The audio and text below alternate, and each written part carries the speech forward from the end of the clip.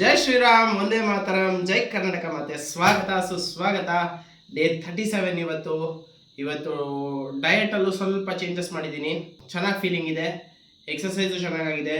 Actually ಒಂದು ಸ್ವಲ್ಪ cardio ಕಮ್ಮಿ ಮಾಡ್ತಾ ಇದ್ದೀನಿ, ಯಾಕೆಂದರೆ ನಾಳೆ ನನಗೊಂದು ಕ್ರಿಕೆಟ್ ಮ್ಯಾಚ್ ಇದೆ.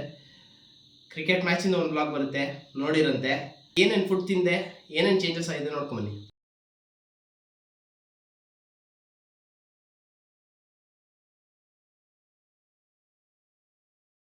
ಇವತ್ತಿಂದು ಟಿಪ್ ಆಫ್ ದಿ ಡೇ ಏನಂತಂದರೆ, ಒಬ್ಬೊಬ್ರು ಅಬ್ಸೆಸ್ಡ್ ಆಗಿರ್ತಾರೆ. ನಾನು ತುಂಬ ಅಬ್ಸೆಸ್ಡು ನನ್ನ ಬಾಡಿ ಬಗ್ಗೆ. ಹೇಗೆ ಅಂದರೆ, ಆ ಜಿಮ್ಮಲ್ಲಿರೋ ಫಿಸಿಕೇ ಇಲ್ಲೂ ಇರಬೇಕು, ಆ ಜಿಮ್ಮಲ್ಲಿರೋ ಶೋಲ್ಡರ್ ಪಂಪ್ ಇಲ್ಲೂ ಇರಬೇಕು, ಈ ಥರ ಎಲ್ಲ ಎಕ್ಸ್ಪೆಕ್ಟೇಷನ್ಸ್ ಇಟ್ಕೋತಾರೆ. ಈ ಥರ ಎಕ್ಸ್ಪೆಕ್ಟೇಷನ್ಸ್ ಯಾವುದೇ ಕಾರಣಕ್ಕೂ ಸಾಧ್ಯ ಇಲ್ಲ. ಜಿಮ್ಮಲ್ಲಿರೋ ಪಂಪು ಪರ್ಮನೆಂಟಾಗಿ ಉಳಿಯೋಕ್ಕೂ ಸಾಧ್ಯ ಇಲ್ಲ. ಅದು ಆಗದೇ ಇಲ್ದಿರೋ ಕೆಲಸ.